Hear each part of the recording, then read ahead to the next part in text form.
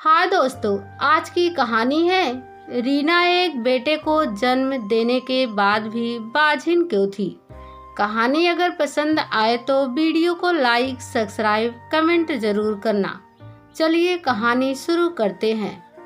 New south Wales Sydney के उस poster home के विजिटिंग रूम में बैठी रीना बेताबी से इंतजार कर रही थी उस पते का जहां उसकी अपनी जिंदगी से मुलाकात होने वाली थी।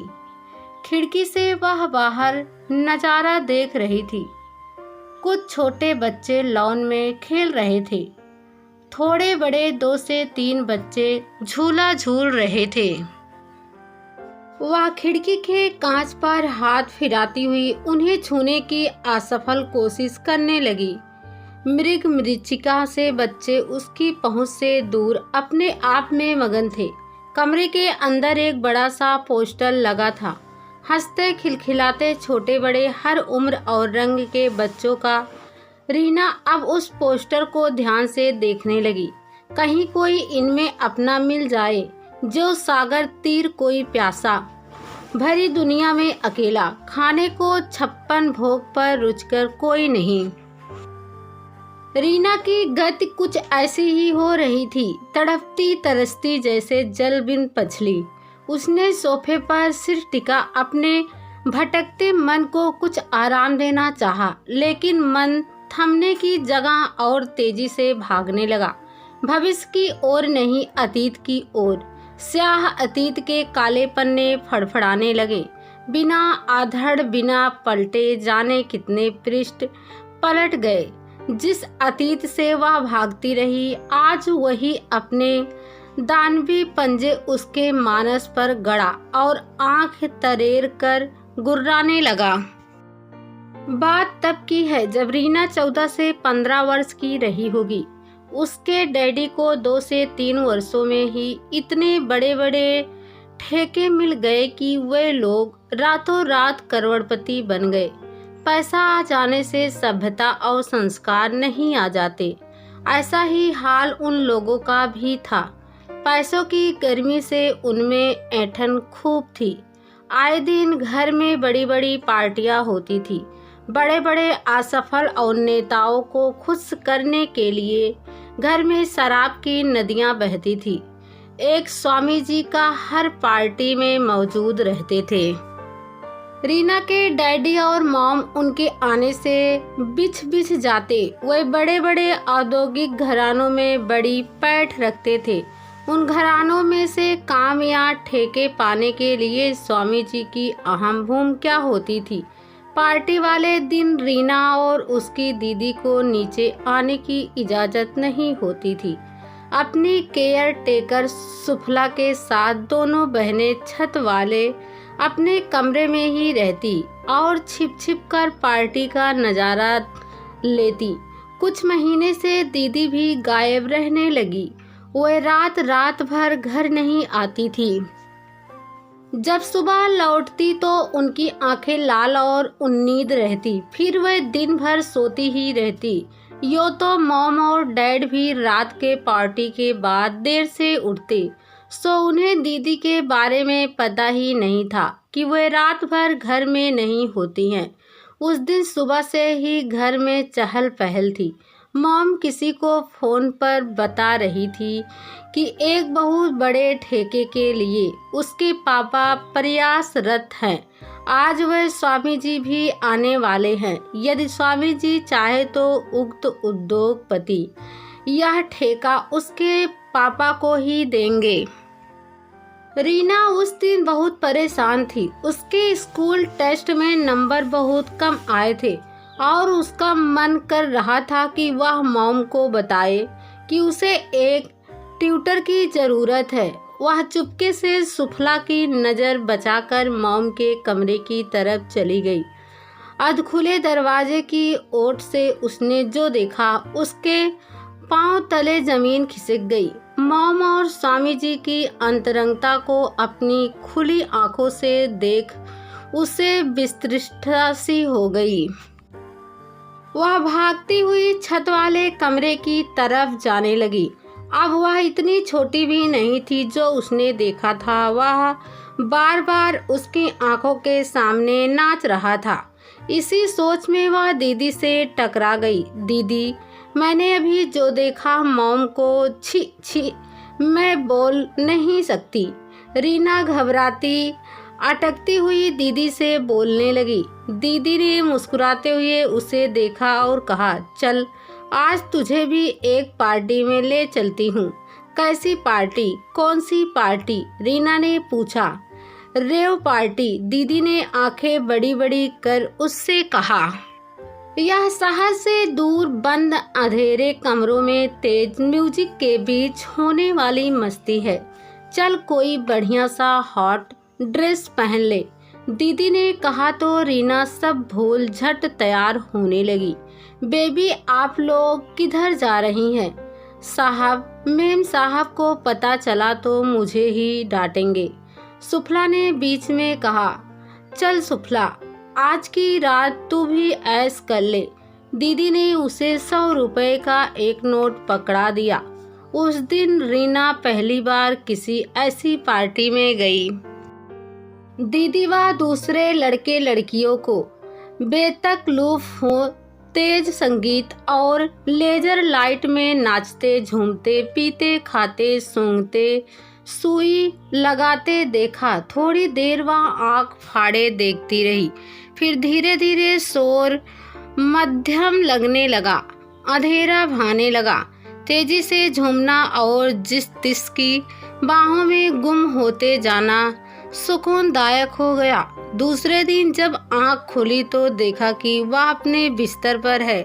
घड़ी दोपहर का वक्त बता रही थी, यानी आज सारा दिन गुजर गया। वह स्कूल नहीं जा पाई। रात की घटनाएं हल्की हल्की अभी भी जेहन में मौजूद थी। उसे अब घिन सी आने लगी। रीना को पढ़ने लिखने और कुछ अच्छा बनने का शौक था। बाथरूम में जाकर वह देर तक शॉवर में खुद को धोती रही। उसे अपनी भूल का एहसास होने लगा था। क्यों रीना डियर, कुछ फुल एंजॉयमेंट हुआ ना? जब आज भी ले चलती हूँ एक नए अड्डे पर, दीदी ने मुस्कुराते हुए पूछा तो रीना ने साफ इनकार कर दिया। आने वाले दिनों में वह मॉम डैड और बहन व आस पास के माहौल सबसे कन्नी काटने अपनी पढ़ाई व परीक्षा की तैयारी में लगी रही। एक सुफला ही थी जो उसे इस घर से जोड़े हुए थी। बाकी सबसे बेहद सामान्य व्यवहार रहा उसका। कुछ दिनों से उसे बेहद थकान महसूस हो रही थी। उसे लगातार हो रही उल्टियाँ और जी मिचलाते रहना कुछ और ही इशारा कर रहा था। सुफला की अनुभवी नज़रों से वे छिप नहीं पाई। बेबी जी, यह आपने क्या कर लिया? सुफला, क्या मैं तुम पर विश्वास कर सकती हूँ? उस एक रात की भूल ने मुझे इस कगार पर ला दिया है। मुझे कोई ऐसी दवाई ला दो जिससे यह मुसीबत खत्म हो जाए और किसी को पता भी ना चले। अगले कुछ महीनों में मेरी परीक्षाएं शुरू होंगी। मुझे ऑस्ट्रेलिया के विश्वविद्यालय से अपनी आगे की पढ़ाई करनी है। मुझे घर के गंदे माहौल से दूर जाना है। कहते कहते रीना सुफला की गोद में सिर रखकर रोने लगी। अब सुफला आए दिन कोई दवा कोई जड़ी बूटी लाकर रीना को खिलाने लगी। रीना अपनी पढ़ाई में व्यस्त होती गई और एक जीव उसके अंदर पनपता रहा। इस बीच घर में तेजी से घटनाक्रम घटे। उसकी दीदी को एक रेव पार्टी से पुलिस पकड़ कर ले गई और फिर उसे नशा मुक्ति केंद्र में पहुंचा दिया गया। उस दिन मॉम अपनी झीनी सी नाइट पहन सुबह से बेचैन सी घर में घूम रही थी कि उनकी नज़र रीना के उभार पर पड़ी। तेजी से वह उसका हाथ खींचते हुए अपने कमरे में ले गई। रीना, यह क्या है? Are you pregnant? बेबी, तुमने फ्री कॉन्स नहीं लिया था? तुमने मुझे बताया क्यों नहीं? मॉम ने प्रश्नों की झड़ी सी लगा दी थी। रीना खामोश ही रही। तो मॉम ने आगे कहा, मेरी एक दोस्त है जो तुम्हें इस मुसीबत से छुटकारा दिला देगी। हम आज ही चलते हैं। उफ, सारी मुसीबतें एक साथ ही आती है। मॉम बड़बड़ा रही थी। रीना ने पास पड़े अखबार में उन स्वामी जी की तस्वीर को देखा जिन्हें हथकड़ी लगा ले जा रहा था। अगले कुछ दिन मॉम रीना को ले अपनी दोस्त के क्लिनिक में ही व्यस्त रही, लेकिन अबॉर्शन का वक्त निकल चुका था और गलत दवाइयों के सेवन से अंदरूनी हिस्से को काफ़ी नुकसान हो चुका था। इस बीच न्यूज़ चैनल और अखबारों में स्वामी जी और उसकी मॉम के रिश्ते भी सुर्खियों में आने लगे।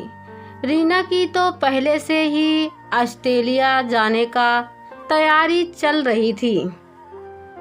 मॉम उसे ले अचानक डिज्नी चली गई ताकि कुछ दिन वह मीडिया से बच सके और रीना की मुसीबत का हल विदेश में ही हो जाए, बिना किसी को बताए। लाख कोशिशों के बावजूद एक नन्हा मुन्ना धरती पर आ ही गया। मॉम ने उसे सिडनी के एक पोस्टर होम में रख दिया। रीना फिर भारत नहीं लौटी। अनचाहे मातृत्व से छुटकारा मिलने के बाद वह वहीं अपनी आगे की पढ़ाई करने लगी। 5 वर्षों बाद उसने वहीं की नागरिकता हासिल कर अपने साथ ही काम करने वाले यूरोपियन मूल के डेरिक से विवाह कर लिया।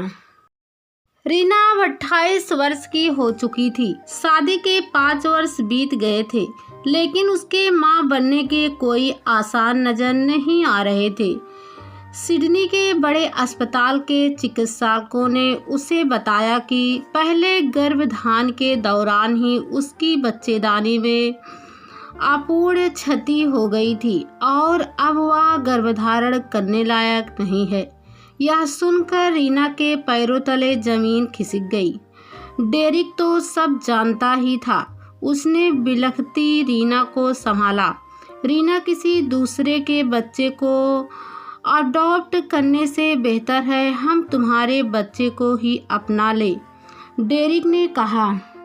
यह सुनकर रीना एक बारगी सिहर उठी। अतीत फिर फन कांठ खड़ा हो गया, लेकिन वह मेरी भूल है, अनचाहा और नफरत का भूल, रीना ने कहा। जब कोई वस्तु या व्यक्ति दुर्लभ हो जाता है तो उसको हासिल करने की चाह और ज़्यादा हो जाती है। अब तक जिससे उदासीन रही और नफरत करती रही, धीरे धीरे अब उसके लिए छाती में दूध उतरने लगा। फिर एक दिन डेरिक के साथ उस पोस्टर होम की तरफ उसके कदम उठ ही गए। तभी संचालिका ने रीना की तंद्रा को भंग किया। यह रहा उस बच्चे को अडॉप्ट करने वाली डेरी का पता। वह एक सिंगल मदर है और मार्टियन प्लेस में रहती हैं। मैंने उन्हें सूचना दे दी है कि आप उनके बच्चे को जन्म देने वाली मां हैं और मिलना चाहती हैं। पोस्टर होम की संचालिका ने कार्ड थमाते हुए कहा, जो भाव आज से 13 से 14 वर्ष पहले अनुभव नहीं हुआ था, वह रीना में उस कार्ड को पकड़ते ही जागृत हो उठा। उसे ऐसा लगा कि उसके बच्चे का पता नहीं, बल्कि वह पता ही खुद बच्चा हो। मातृत्व हिलोरे लेने लगा। डेरिक ने उसे संभाला और अगले कुछ घंटों में वे लोग नियत समय पर मार्टिन प्लेस मिस पोर्टर के घर पहुंच चुके थे। 50 से 55 वर्षीय थोड़ा घसीटती हुई चलती मिस पोर्टर एक स्नेहिल और मिलनसार महिला लगी। रीना के चेहरे के भाव को पढ़ते हुए उन्होंने लॉन में लगी कुर्सी पर बैठने का इशारा किया। क्या मैं अपने बेटे से मिल सकती हूँ? क्या मैं उसे अपने साथ ले जा सकती हूँ? रीना ने छूते ही पूछा, पर आखिरी वाक्य बोलते हुए खुद ही उसकी जबान लड़खड़ाने लगी। डेरिक और रीना ने देखा मिस पोर्टर की आंखें अचानक छलछला गई। आप उसकी जन्म देने वाली माँ है, पहला हक आपका ही है। वह अभी स्कूल से आता ही होगा।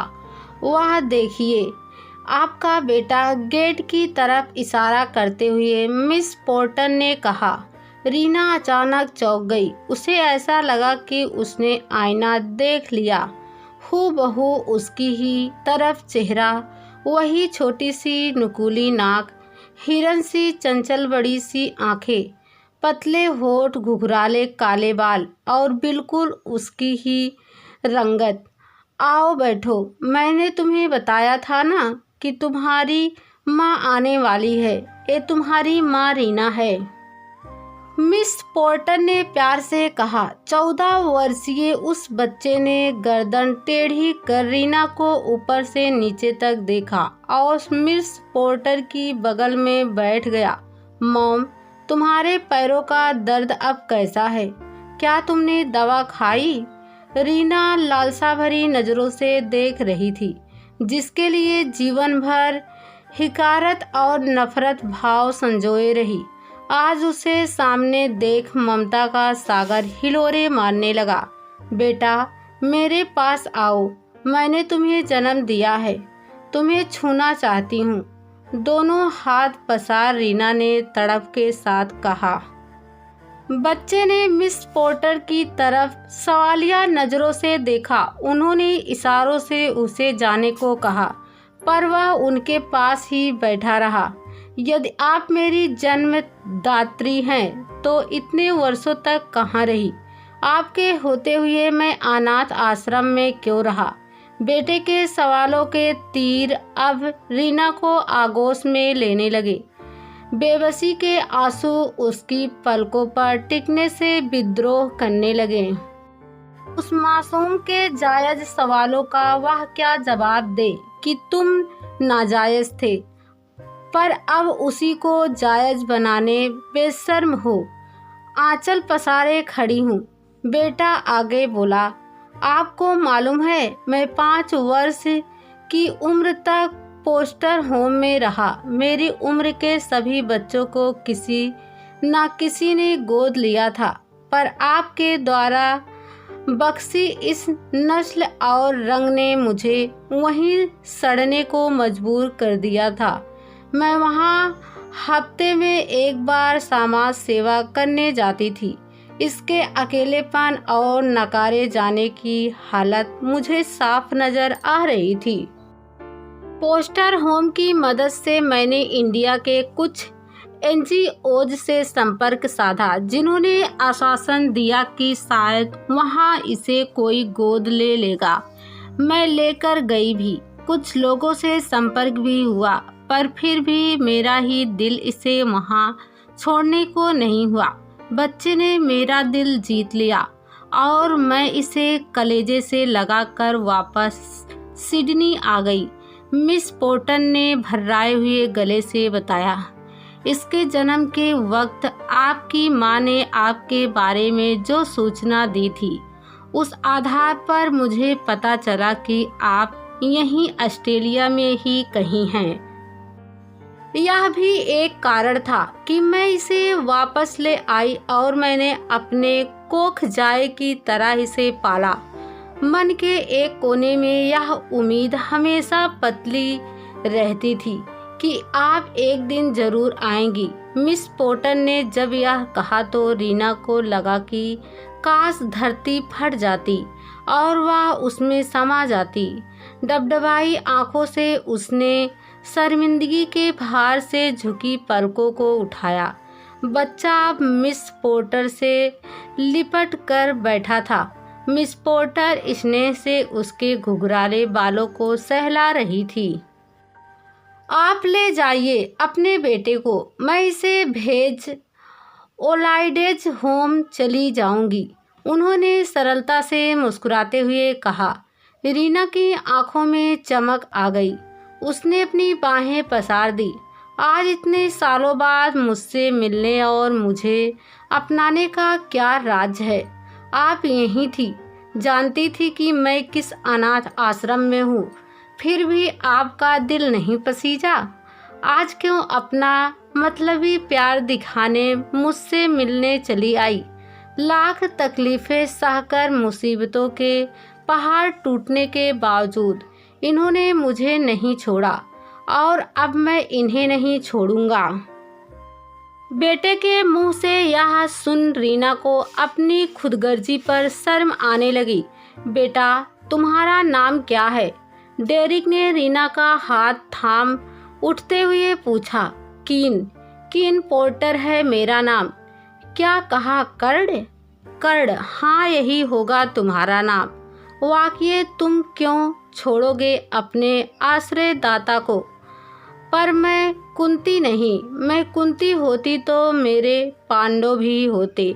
मेरी भूल माफ़ करने लायक नहीं। खाली गोद लौटती रीना बुदबुदा रही थी और डेरिक हैरानी से उसकी बातों का मतलब समझने की कोशिश कर रहा था।